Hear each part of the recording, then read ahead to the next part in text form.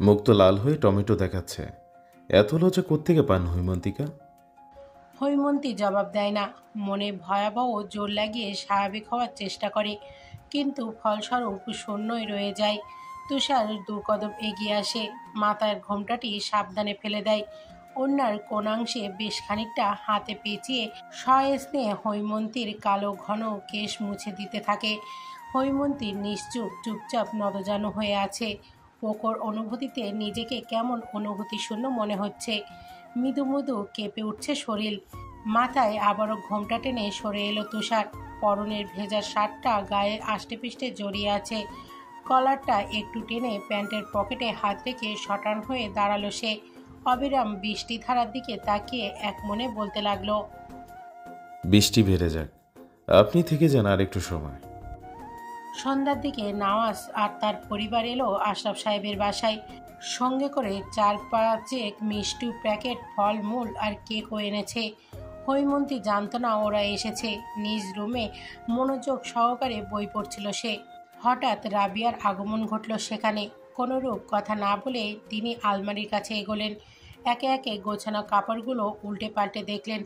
সর্বশেষ তুষারের দেওয়া সেই নীল রঙা শাড়িটি হাতে নিয়ে হৈমন্তীর দিকে এগিয়ে এলেন। চিন্তিত সুরে বললেন, শাড়িটা পরে দ্রুত রেডি হয়ে নে হৈমন্তী, দেরি করিস না, ওঠ। হৈমন্তী উঠে দাঁড়ালো, শাড়ি হাতে নিল, প্রশ্নবিদ্ধ কণ্ঠে জিজ্ঞাসা করল, হঠাৎ রেডি কেন? কোথাও যাবে? হ্যাঁ। কিন্তু তাই বলে শাড়ি পরতে হবে কেন? একটা কামিজ বের করে দাও। রাবেয়া চোখ রাঙালেন। এত কথা বলিস কেন? এক কথাই হয় না? যা তাড়াতাড়ি রেডি হ। বলে চলে গেলেন রাবেয়া। হৈমন্তী হতবিহ্বল হয়ে চেয়ে রইল মায়ের যাওয়ার পানে। অতপর বাদ্য ভেঙের মতো তৈরি হয়ে নিল। কিছুক্ষণ পর রাবেয়া আবার এলেন। মেয়ের অল্প সাজসজ্জা দেখে রেগে গেল পরক্ষণে কি ভেবে মন গলে গেল ওনার। এগিয়ে এসে হৈমন্তীর মাথায় হাত বুলিয়ে দিলেন। পরম মমতাময় কণ্ঠে বললেন, আমার মেয়েটা বড় হয়ে গেছে, কি সুন্দর দেখাচ্ছে, মাশাল্লাহ। তারপর একটু থেমে হেমন্তকে বললেন, রুম থেকে বের হবি না, চুপচাপ পড়ালেখা কর।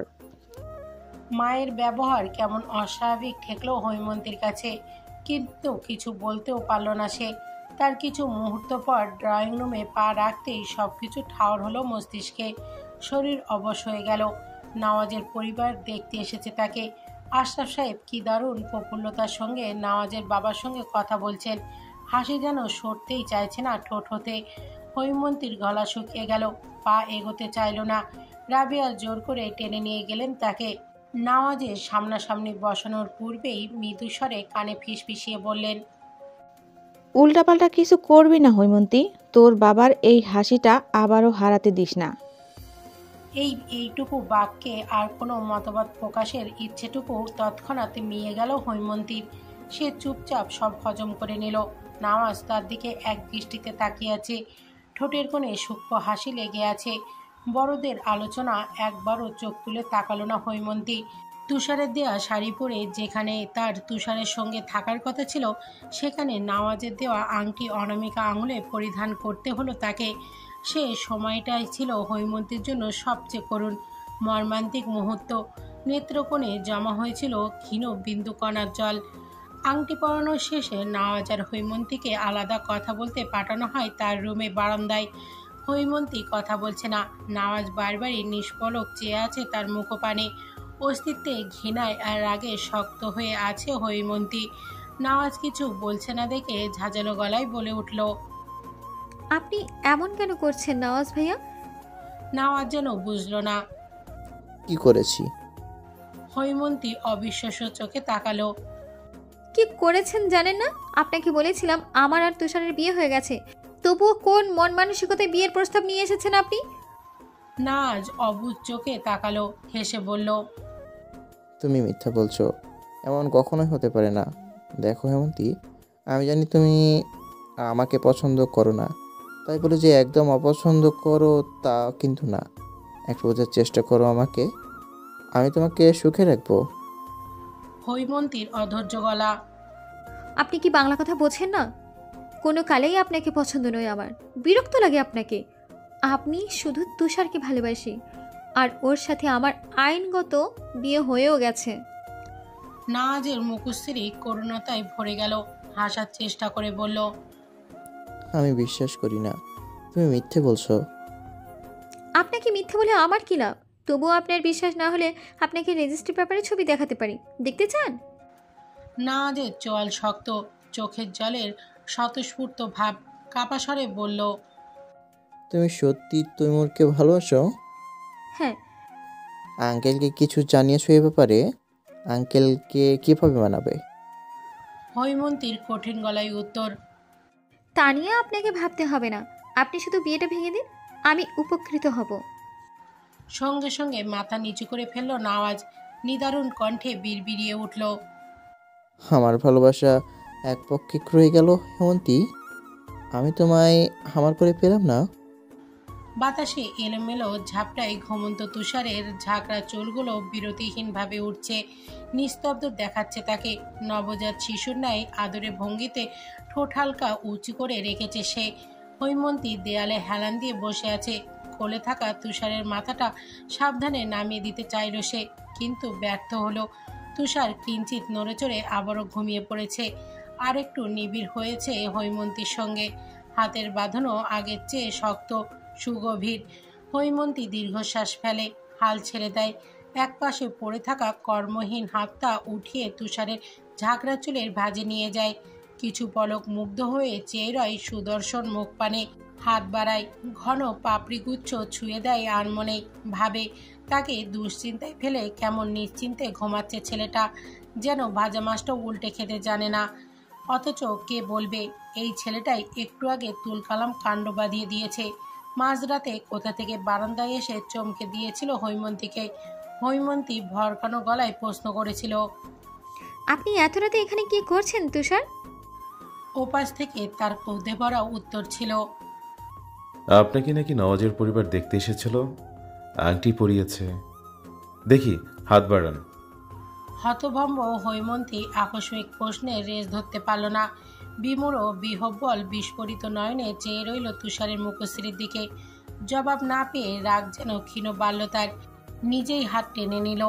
ডান হাতের অনামিকা আঙুলে সোনার আংটিটি নজরে আসতেই ধমকে সুরে বলল, হৈমন্তী থতমত গলায় বলল, মনে ছিল না, এক্ষুনি খুলতাম।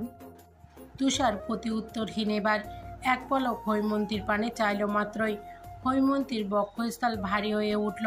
তুষারের চোখে সাদা অংশ লাল শিরা উপশিরায় ভর্তি। নাক, ঠোঁট, গাল, কান কেমন ভয়ঙ্কর রক্তিম লাল। অগোছালো চুল, অস্বাভাবিক লাগছে তাকে। আঙুল থেকে আংটিটা বের করতে করতে তুষারের গম্ভীর গলা শোনা গেল, বিয়ে করেও শান্তি নেই, বউ নিয়ে টানাটানি শুরু হয়ে গেছে। আপনাকে আমি কোথায় রেখে শান্তি পাবো হৈমন্তিকা? বুকের ভেতরটায় থাকতে পারবেন আপনি? বলতে বলতে আংটিটা ছুঁড়ে মারল বারান্দার বাইরে। হৈমন্তী আটকে উঠল, বড় বড় চোখে তাকালো। কঠোর গলায় কিছু বলবে, তার পূর্বেই তাকে বারান্দার মেঝেতে বসিয়ে দিল তুষার। নিজে শুলো হৈমন্তীর কোলে মাথা রেখে। চোখে মুখে একরাশ বিরক্তি নিয়ে বলল, ঘুমাবো হৈমন্তিকা, বিরক্ত করবেন না। তুষারের ক্লান্ত মুখশ্রী দেখে হৈমন্তীর মনও সায় দিল না কিছু বলতে। সে চেয়ে রইল, বসে রইল, নির্ঘুম রাত্রি নিশাচর হয়ে। নিকষ কৃষ্ণ আধার ডুবিয়ে পূর্ব দিক থেকে জেগে উঠেছে সূর্য। ভোরের আলো ফুটতে শুরু করেছে। পাখির কিচিরমিচির শব্দ শোনা যাচ্ছে তীব্র মাত্রায়। আঁখি পল্লবে তেজি কিরণের ছোঁয়া লাগতেই ঘুম ভেঙে গেল হৈমন্তীর। পিট পিট দৃষ্টিতে আশেপাশে তাকালো সে। চোখ কোঁচকালো। উদরে ভারী কিছু অস্তিত্ব টের পেতেই সেদিকে চাইল। সঙ্গে সঙ্গে তুষারের গভীর তন্দ্রায় লেপ্টে থাকা মুখখানি ভেসে উঠল সামনে। হৈমন্তী আনমনে মুচকি হাসল। কপালের মসৃণ চুলগুলো আলতো করে স্পর্শ করল। নড়ে চড়ে উঠল তুষার। ঘুমে কাতর চোখ জোড়া মেলে প্রথমেই তাকালো হৈমন্তীর দিকে। ধিমে যাওয়া স্বরে শুধালো, শুভ সকাল হৈমন্তিকা। ঠোঁটের হাসিটুকু আরেকটু বাড়ালো হৈমন্তী। শুভ সকাল। হৈমন্তীর উত্তর শুনে আবারও চোখ বুজে নিল তুষার। ছোট্ট একটা হামি দিল। বলা যায় আবারও ঘুমানোর পুরোদমে প্রস্তুতি নিয়ে নিয়েছে সে। হৈমন্তী হক চাকালো, ভরকালো। রুমে উকি দিতেই দেখলো ঘড়িতে 5:22। তুষারের বুকে আলতো ধাক্কা দিল সে। তাড়া দিয়ে বলল, ঘুমাচ্ছেন কেন তুষার? উঠুন, উঠছেন না কেন? তুষার জবাব দিল না, শুনলই না যেন। হৈমন্তী আবারও বলল, 5টা বাজছে তুষার, একটু পর মা বাবা জেগে যাবেন। কেন এমন করছেন? উঠুন না। তুষার চোখ মেলল, রোষপূর্ণ চাহনিতে তাকালো, গম্ভীর গলায় বলল, আমার শান্তি কি আপনার সহ্য হয় না হৈমন্তিকা?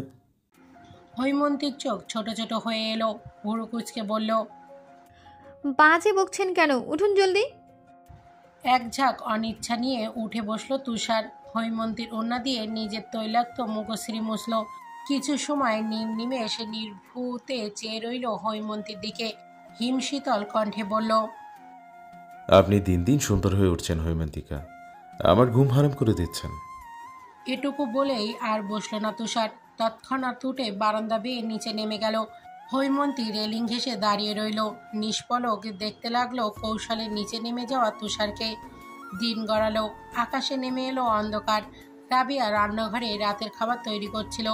হঠাৎ কলিং বেলের শব্দে উঁচু গলায় হাঁক ছেড়ে উঠলেন। হেমন্ত, বাপ দেখ তো কে এসেছে। হেমন্ত সোফায় বসে আলু ভাজা খাচ্ছিল। মায়ের কথায় প্লেটটা সোফায় রাখলো। এগিয়ে গিয়ে দরজা খুলতেই গম্ভীর মুখ আশরাফ সাহেবকে দাঁড়িয়ে থাকতে দেখতে পেল। হেমন্ত দৌড়ে চলে গেল। আবার জুতো খুলে ভেতরে ঢুকলেন আশরাফ সাহেব। মনে মনে প্রচণ্ড রাগে ফুঁসছেন তিনি। কোনো মতে ড্রয়িং রুমে এসে জোরে জোরে চেঁচিয়ে হৈমন্তীকে ডাকলেন। হৈমন্তী বিছানা গোছাচ্ছিল। বাবার এহেন ডাকে ভরকে গেল সে। ভয় পেল। দ্রুত ওড়না মাথায় টেনে ড্রয়িং রুমের দিকে এগোলো। ততক্ষণে জিজ্ঞাসা ভঙ্গিতে রাবিয়াও চলে এসেছে সেখানে। হৈমন্তী বাবার দিকে ভীতু নয়নে চেয়ে কাপা গলায় জিজ্ঞাসা করল। কি হয়েছে বাবা? তিনি ক্ষিপ্ত চোখে হৈমন্তীর হাতের দিকে তাকালেন, ধমকে সুরে বললেন, তোর হাতের আংটি কোথায়? ভয়ে গলা শুকিয়ে গেল হৈমন্তীর। দৃষ্টি এলোমেলো হলো, কণ্ঠ কাঁপতে লাগলো। কি জবাব দেবে হৈমন্তী? কিছুক্ষণ চুপ থেকে জোরালো গলায় মিথ্যা বলল সে। খুলে রেখে দিয়েছি বাবা। কেন খুলে রেখেছিস? বিয়েটা কি ছেলে খেলা মনে হচ্ছে তোর? ইয়ার কি মনে হচ্ছে? নওয়াজকে কি বলেছিস তুই? বিয়ে ভেঙে দিতে? আর কত অসম্মান করবি আমার? একটু শান্তি দে আমাকে, একটু শান্তি দে। আশরাফ সাহেব থমকালেন। বাবার সঙ্গে চোখে চোখ মেলানো সাহস পেল না হৈমন্তী। স্বচ্ছ আঁখি কোটর হতে এক ফোঁটা জল গড়িয়ে পড়ল মেঝেতে। থেকে থেকে শরীর কেঁপে উঠল। একটু পরেই হয়তো হেঁচকি সমেত কান্না উঠবে। আশরাফ সাহেব রাবিয়ার দিকে তীক্ষ্ণ দৃষ্টি নিক্ষেপ করলেন। নিদারুণ কঠিন গলায় বললেন, তোমার এই আত্মসম্মানহীন মেয়ের সঙ্গে কথা বলতেও বাচ্ছে আমার। ওকে বলে দাও ওই ছেলেকে যেন ফোন করে বলে বাসায় আসতে। এর একটা বিয়ে তো আমি করেই ছাড়বো। কি পেয়েছে ওই বাপ ছেলে? আমাকে প্রতিনিয়ত ফোন করে অপমান করবে আর আমি চুপ থাকবো? সিলিং ফ্যানের ভনভন শব্দে কাঁপিয়ে তুলছে পুরো রুম। ভ্যাপসা গরমের দরুন শরীরের বাতাসে ছিটে ফোটাও লাগছে না। রাবিয়াকে ফ্যানের গতি বাড়িয়ে দিতে বললেন আশরাফ সাহেব। কপালের ঘামটুকু মুছে তীক্ষ্ণ দৃষ্টিতে তাকালেন তুষারের দিকে। কেমন অভদ্র ছেলেটা, জড়তাহীন, ভয় ভীতি ছাড়াই কিভাবে বসে আছে ওনার সামনে। তিনি গলা ছেড়ে খুক খুক করে কাশলেন। গমগমে গলায় বললেন, তোমাকে আমি কি জন্য ডেকেছি সেটা নিশ্চয়ই জানো। তুষার নম্র স্বরে ছোট্ট জবাব দিল। জি। আশরাফ সাহেব আবারও কেসে গলা পরিষ্কার করলেন। মেয়ের সম্পর্কের কথা বলতে কেমন জড়তা কাজ করছে ওনার চোখে মুখে, তবুও কাঠিন্যতা বজায় রেখে তিনি বললেন, তুমি আসলে চাচ্ছটা কি? আমার মেয়ের পিছনে পড়ে আছো কেন? কারণ আপনার মেয়েকে আমি ভালোবাসি। নিঃসংকোচ কথার জোরে স্তব্ধ হয়ে গেলেন আশরাফ সাহেব। তিনি হক চকালেন, ভরকালেন, চমকে উঠলেন।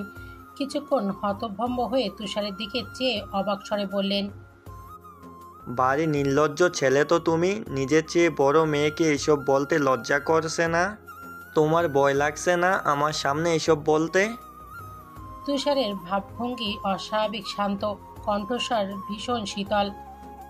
ভয় পেলে তো আপনার সামনে দাঁড়ানোর যোগ্যতা রাখতাম না আঙ্কেল। সাথে সাথে উত্তর দেওয়ার একটু অসন্তুষ্ট হলেন আশরাফ সাহেব। তুষারকে যথেষ্ট ঘাটতারা মনে হচ্ছে ওনার।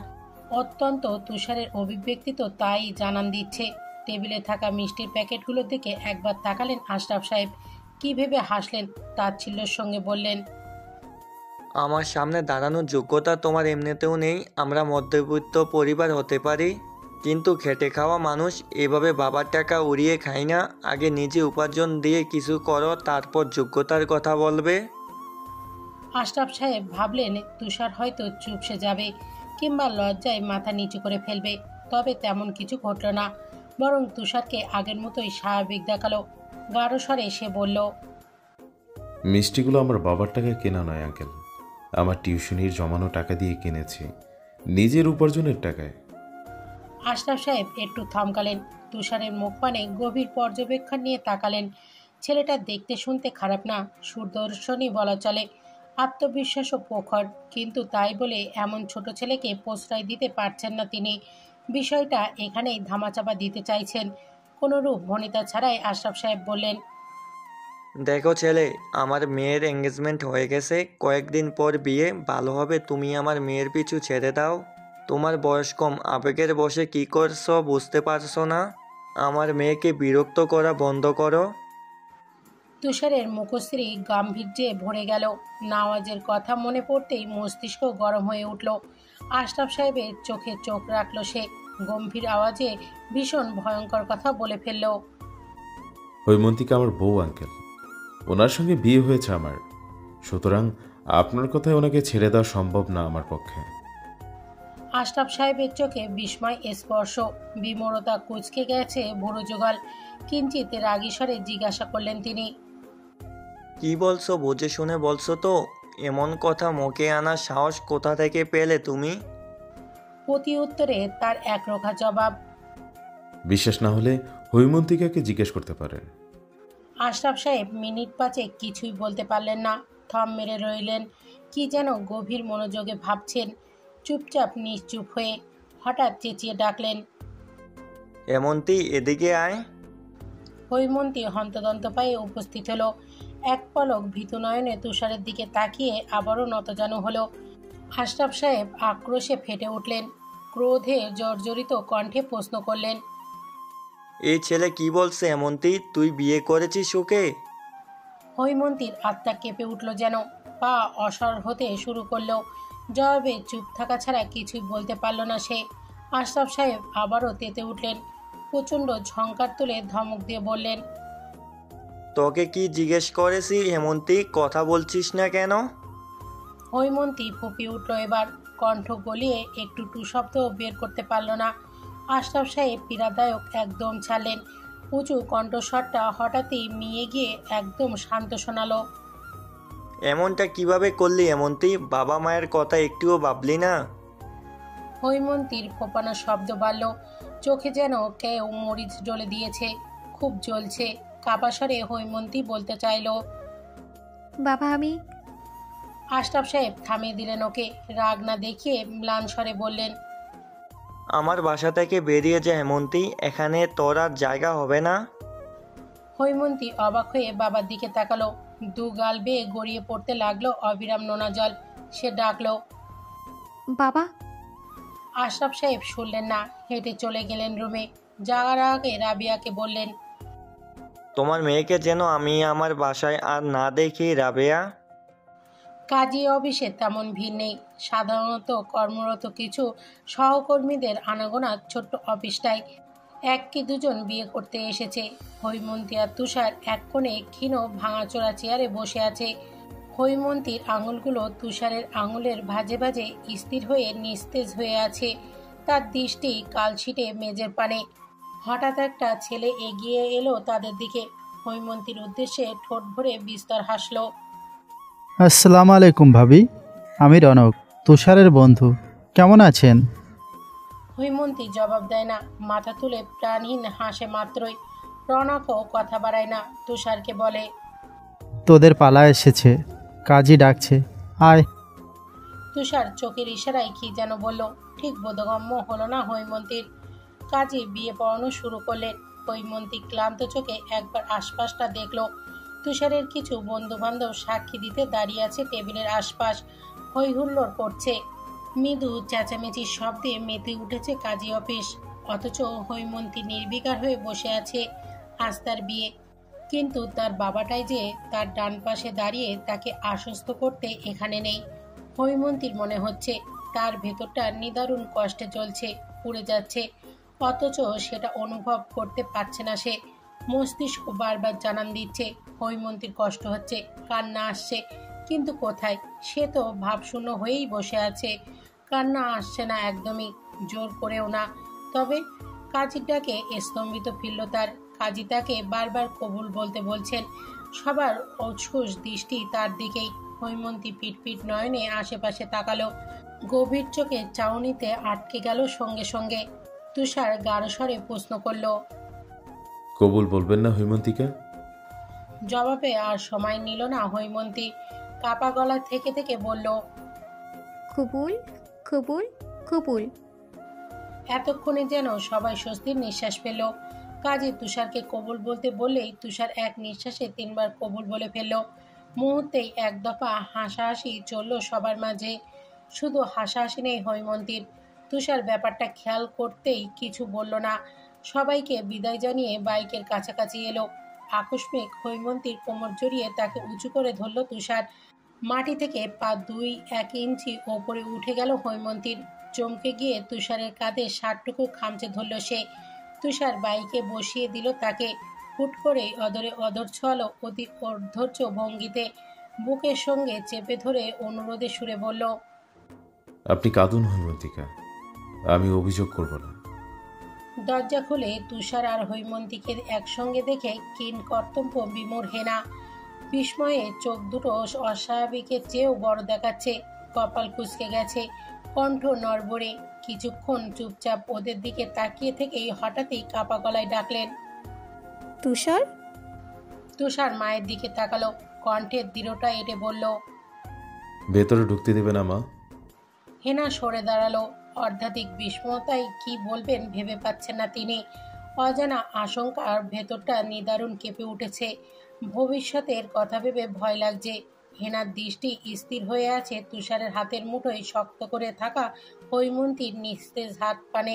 তিনি ছেলের দিকে এক পা এগোলেন, কম্পমান কণ্ঠে জিজ্ঞাসা করলেন, এসব কি তুষার? হৈমন্তী তোর সাথে এখানে? তুষার স্বাভাবিকভাবেই উত্তর দিল, আমি আর হৈমন্তিকা বিয়ে করেছি মা। যেন বজ্রপাতের তীব্র শব্দে কেঁপে উঠলেন হেনা। কথাটা কানে ঝংকার তুলতেই উঁচু গলায় চিৎকার করে উঠলেন, কি বলছিস এসব তুষার? মাথা ঠিক আছে তোর? মজা করছিস?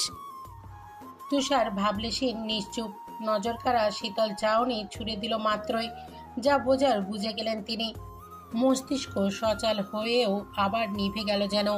হতবুদ্ধি হেনা ভাবশূন্যহীন হয়ে বসে পড়লেন সোফায়। হাহাকার করে উঠলেন, এমন কিভাবে করলি তুষার? একটা বারও ভবিষ্যতের কথা ভাবলি না? বাবা মায়ের কেমন লাগতে পারে তা ভাবলি না? তোমরাও তো ভাবনি মা। ছেলের অভিমানে ভরা উত্তর শুনে কাতর নয়নে তাকালেন তিনি। কান্না ভেজা স্বরে বললেন, তোর বাবাকে আমি কি জবাব দেব? হুট করে এমন সিদ্ধান্ত কেন নিয়েছিস তুষার? তুষারের অনড় জবাব, তোমরা না চাইলে আমি আমার বউকে নিয়ে এখানে থাকবো না, চলে যাব। কোথায় যাবি? হেনার অবাক কণ্ঠে প্রশ্ন। এটা ছাড়াও আমার থাকার অনেক জায়গা আছে। হেনা গোপনে দীর্ঘশ্বাস ছাড়লেন। ইতিমধ্যে মাথা যন্ত্রণা শুরু করে দিয়েছে তার। চিন্তায় মাথা ফেটে যাবে যাবে ভাব। চোখ তুলে একবার হৈমন্তীর দিকে তাকালেন তিনি। মেয়েটা যে তার অপছন্দ তা নয়। স্নিগ্ধ মায়াময় চেহারাটি দেখতেই ভেতরটা প্রশান্তিতে ভরে যায়, শান্তি লাগে। কিন্তু স্বামীর মতের বিরুদ্ধে ছেলের পক্ষ নিতে পারছেন না তিনি। কিন্তু এখন ছেলের পক্ষ নেওয়া ছাড়া কি অন্য কোনো উপায় আছে তার? আরেক দফা তপ্ত নিঃশ্বাস ছেড়ে হৈমন্তীর দিকে এগোলেন হেনা। নরম গলায় বললেন, চলো তোমাকে রুমে নিয়ে যাই। হৈমন্তী এক পলক তুষারের পানে চাইল। পরক্ষণেই ক্লান্ত আখিজোড়া নামিয়ে নিয়ে বাধ্য মেয়ের মতোই চলল হেনার সাথে সাথে। দুপুর হচ্ছে, ঘড়িতে 2:50 বিছানার মধ্যিখানে পা গুটিয়ে বসে আছে হৈমন্তী। পেটে এখনো একটা দানাও দেওয়া হয়নি। জামার অভাবে গোসলটাও হচ্ছে না। ভীষণ ক্লান্ত লাগছে। অস্থিরতা আর ক্ষুধায় হাত পা কাঁপছে। পাশ থেকে পানির গ্লাসটা নিয়ে শুকনো গলায় ক্ষীণ ভিজিয়ে নিল হৈমন্তী। চোখ ঘুরিয়ে ঘুরিয়ে আপাত মস্তক দেখে নিল পুরো রুম। তুষারের রুমে আগে কখনো আসা হয়নি তার। রুমটা বড্ড গোছালো, দুপাশে দুটো বিশাল বড় জানলা, পড়ার টেবিল, আলমারি, বুকশেপ, বিছানা বরাবর সাদা রঙের খালি দেয়ালটায় তুষারের বিশাল ছবি ফ্রেম। রোদের মাঝে বেল্ট হাতে দাঁড়িয়ে আছে সে। ঘরমাক্ত মুখশ্রীতে কি দারুণভাবে হাসছে, সুন্দর লাগছে, হৃদয় কাঁপানো সুন্দর। কিছু পলক আর মনেই চেয়ে থেকে হৈমন্তী তার দৃষ্টি সরালো। বারান্দায় চোখ যেতেই কিঞ্চিত থমকে গেল যেন। মনের নাড়া দিল, এই বারান্দা দিয়েই কত শত কথা ঝুড়ি নিয়ে বসত তুষার। মাঝে মাঝে হাসাতো, রাগাতো কিংবা বিরক্ত করত। হৈমন্তী কখনো ভাবেনি সে আবারও এখানে আসবে, আদৌ তুষারকে মন দিয়ে বসবে। হট শব্দে খুলে গেল দরজা। সেদিকে তাকালো হৈমন্তী। তুষার এসেছে, হাতে 5-6টা শপিং ব্যাগ। তুষারকে দেখে কেমন অস্বস্তি হতে লাগলো তার। অস্বস্তি কাটাতে মৃদু হাসলো, তবে তুষার হাসলো না। সেই সকাল থেকেই অস্বাভাবিক শান্ত, কারণে অকারণে একদমই হাসছে না। তুষার এগিয়ে এলো, বিছানায় শপিং ব্যাগটা রেখে শান্ত স্বরেই জিজ্ঞাসা করলো। ক্ষুধা লেগেছে? উত্তরে মাথার উপর নিচ নাড়ালো সে। অস্বস্তির বদলে এবার প্রচণ্ড লজ্জা লাগছে তার। তুষার বলল, এখান থেকে যে কোনো একটা নিয়ে গোসল করে আসুন, ভালো লাগবে। আমি খাবার আনছি। হৈমন্তী এবারও মাথা নাড়ালো। কণ্ঠনালী থেকে কথা যেন বেরই হচ্ছে না। টের পেল তার গলা ভারী হতে শুরু করেছে, গরম অনুভূতি হচ্ছে। উফ, আর এত লজ্জা লাগছে কেন? ভেজা চুলে তোয়ালে পেঁচিয়ে গোসলখানা থেকে বেরিয়ে এলো হৈমন্তী। দৃষ্টি সামনে যেতেই ভীষণভাবে চমকালো। বড় ফ্রেমে তুষারের ছবির পাশাপাশি আরও গুটি কয়েক ফ্রেম ছড়াছড়ি দেয়ালটায়। সবগুলোতেই হৈমন্তীর হাস্যোজ্জ্বল প্রতিচ্ছবি দৃশ্যমান। কিন্তু একটু আগেও তো এসব ছিল না। বড্ড ফাঁকা ছিল জায়গাটা। এতটুকু সময়ের ব্যবধানে কিভাবে এলো? হৈমন্তী অবাক চাহনে ক্ষীণ গভীরতা বাড়ল। প্রশ্নবিদ্ধ কণ্ঠে আপন মনেই বিড়বিড়ালো। আমার এতগুলো ছবি কোথা থেকে এলো? পাশ হতে উত্তর এলো, ম্যাজিক।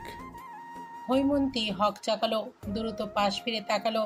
তুষার মাত্রই ঢুকেছে রুমে, হাতে খাবার ভর্তি প্লেট। কাছাকাছি আসতেই হৈমন্তী জিজ্ঞাসা করলো, আমার এতগুলো ছবি কোথায় পেলেন আপনি? তুষার প্লেটটা ছোট্ট টি টেবিলের ওপরে রাখলো।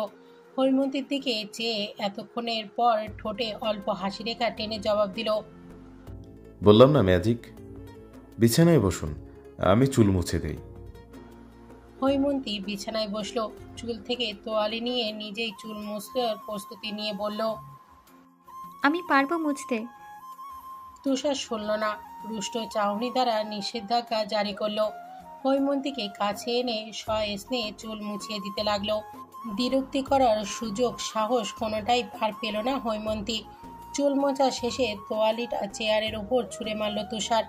হৈমন্তী ভুরু কুঁচকে বলল, তোয়ালে চেয়ারে রাখলেন কেন? ভেজা তো, বারান্দায় দিয়ে আসে। তার একরোখা উত্তর। সর লাগবে না? হৈমন্তী মুখ ফোলালো। রোষপূর্ণ নয়নে তুষারের মুখ পানে চেয়ে রইল। তুষারের আচরণে মনে হচ্ছে তুষার হৈমন্তীর চেয়ে কত বছরের বড়। শাসনের ওপর শাসনে রাখছে তাকে। হঠাৎ এক লোকমা ভাত মুখে ঠেলে দিল তুষার। তার সবচেয়ে অপছন্দের খাবার, মাংসের স্বাদ জিহ্বায় লাগতে নাকমুখ কুঁচকে ফেলল হৈমন্তী। তুষার ভুরু কুঁচকে তাকালো, প্রশ্ন চলল। কি হয়েছে? হৈমন্তী অকপটে বলল, মাংস খাবো না। তবে কি খাবেন? করলা দিয়ে ভাত। তুষারের কপালে ভাত যেন আরো সূক্ষ্ম হলো। তীক্ষ্ণ গলায় সে আবারও প্রশ্ন করল, করলা খাবেন?